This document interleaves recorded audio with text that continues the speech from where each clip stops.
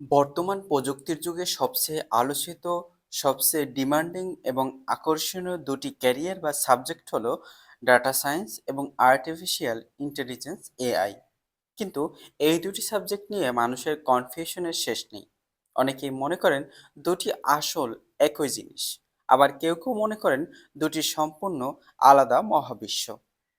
আজকের ভিডিওতে আমরা একদম সহজ ভাষায় বাস্তব জীবনের উদাহরণ নিয়ে জানব এই দুটি সাবজেক্ট আসলে কি, এদের মধ্যে সম্পর্ক ও পার্থক্য কোথায়, এবং ক্যারিয়ার হিসেবে কোনটির ভবিষ্যৎ কেমন। যারা ভবিষ্যতে এই সেক্টরে পড়াশোনা বা কাজ করতে চান, আজকের ভিডিওটি তাদের জন্য অত্যন্ত গুরুত্বপূর্ণ, তাই শেষ পর্যন্ত সাথেই থাকুন। ডাটা সায়েন্স কি? সহজ ভাষায় বলতে গেলে ডাটা সায়েন্স হলো তথ্যর সমুদ্র থেকে মূল্যবান রত্ন বা সিদ্ধান্ত খুঁজে বের করা বিজ্ঞান। আমরা যখন ইন্টারনেটে ব্রাউজ করি, ফেসবুকে লাইক দেই, ইউটিউবে ভিডিও দেখি কিংবা অনলাইনে কেনাকাটা করি, তখন প্রতি সেকেন্ডে বিশাল পরিমাণের ডেটা বা তথ্য তৈরি হয়। এই ডেটাগুলো কিন্তু এলোমেলো থাকে। ডেটা সায়েন্টিস্টদের কাজ হলো বিভিন্ন গাণিতিক সূত্র, পরিসংখ্যান, প্রোগ্রামিং কোড ব্যবহার করে এই এলোমেলো ডেটাগুলোকে সাজানো এবং তা থেকে এমন কিছু তথ্য বের করা যা কোনো ব্যবসা বা প্রতিষ্ঠানকে সঠিক সিদ্ধান্ত নিতে সাহায্য করে। আর্টিফিশিয়াল ইন্টেলিজেন্স এআই কি? এর বাংলা অর্থ হলো কৃত্রিম বুদ্ধিমত্তা। সহজভাবে বলতে গেলে মানুষের মতো প্রাকৃতিক বুদ্ধিমত্তা আছে, কিন্তু এইটি কম্পিউটারে তা নেই। যখন কোনো কোডিং, অ্যালগরিদম এবং প্রযুক্তির মাধ্যমে একটি কম্পিউটার, মেশিন বা সফটওয়্যারকে মানুষের মতো চিন্তা করার, যুক্তি খাটানোর, ভুল থেকে শেখার এবং নিজে নিজে সিদ্ধান্ত নেওয়ার ক্ষমতা দেওয়া হয়, তখনই তাকে আর্টিফিশিয়াল ইন্টেলিজেন্স বলা হয়। আর্টিফিশিয়াল ইন্টেলিজেন্স অথবা এআই শুধু একটি সফটওয়্যার নয়, এটি একটি বিশাল অ্যামব্রেলা বা ক্ষেত্র। এর ভিতরে রয়েছে মেশিন লার্নিং, ডিপ লার্নিং এর মতো অ্যাডভান্স প্রযুক্তি। এদের মধ্যে মূল পার্থক্য কোথায়? এই দুটি সাবজেক্টের কি আলাদা নাকি এক? এক লাইনে বলতে গেলে এরা এক নয়, তবে এরা একে অপরের পরিপূরক এবং অত্যন্ত নিবিড়ভাবে যুক্ত। এদের সম্পর্কটা বুঝতে আমরা একটি চমৎকার উদাহরণ ব্যবহার করতে পারি।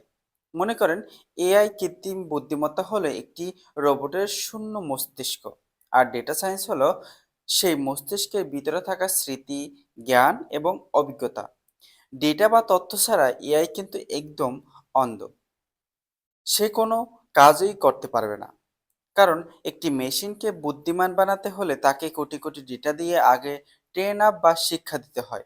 আর এই ডেটা সংগ্রহ করা, তা পরিষ্কার করা, এআই শেখার উপযোগী করা তোলার কাজটি করে ডেটা সায়েন্স। সংক্ষেপে যদি আমরা প্রধান লক্ষ্য এবং পার্থক্যগুলো যদি দেখতে চাই, ডেটা সায়েন্সের মূল লক্ষ্য হলো ডেটা বিশ্লেষণ করে ভিতরে লুকিয়ে থাকা ট্রেন্ড বা প্যাটার্ন খুঁজে বের করা এবং ব্যবসা সিদ্ধান্ত নিতে সাহায্য করা। আর এআই মূল লক্ষ্য হলো এমন একটি বুদ্ধিমান সিস্টেম তৈরি করা যা মানুষের মতো স্বয়ংক্রিয়ভাবে কাজ করতে পারে। ডেটা সায়েন্স পরিসংখ্যান, ডেটা ভিজুয়ালাইজেশন কাজ বেশি থাকে। অন্যদিকে এআই এ কোডিং, অ্যালগরিদম ডেভেলপমেন্ট, রোবোটিক্স এবং নিউরাল নেটওয়ার্কের কাজ বেশি থাকে। পড়াশোনা ও ক্যারিয়ার কেমন হতে পারে? এখন প্রশ্ন আসতে পারে, যদি আপনি এই লাইনে ক্যারিয়ার গড়তে চান, তবে কোন সাবজেক্টটি বেছে নেবেন?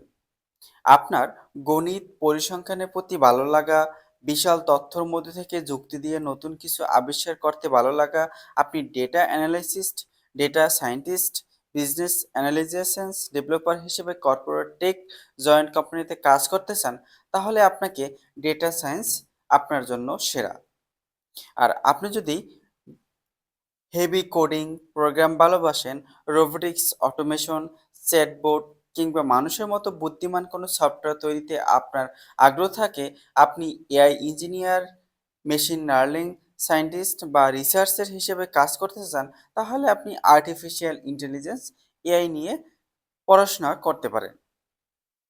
সর্বশেষ রয়েছে চতুর্থ শিল্প বিপ্লবের এই যুগে ডেটা সায়েন্স এবং এআই দুটি সাবজেক্টেরই ভবিষ্যৎ অত্যন্ত উজ্জ্বল এবং এদের চাহিদা প্রতিনিয়ত বাড়ছে। আপনি যে ফিল্ডেই যান না কেন, সঠিক দক্ষতা অর্জন করতে পারলে বিশ্বজুড়ে ক্যারিয়ার গড়ার সুযোগ রয়েছে। আশা করি আজকের ভিডিওর পর ডেটা সায়েন্স এবং এআই নিয়ে আপনাদের মনের সব ভুল ধারণা কেটে গেছে। ভিডিওটি আপনাদের কেমন লাগলো এবং আপনারা ভবিষ্যতে কোন সাবজেক্ট নিয়ে পড়তে চান তা অবশ্যই কমেন্টে করে জানান। ভিডিওটি ভালো লাগলে বন্ধুদের সাথে শেয়ার করুন, লাইক দিন এবং এই ধরনের ক্যারিয়ার ও শিক্ষামূলক ভর্তি পরীক্ষার সকল তথ্য বা বিশ্ববিদ্যালয়ের সকল তথ্য পেতে আমাদের এডুকেশন পেজ 10 চ্যানেলটি সাবস্ক্রাইব করতে ভুলবেন না।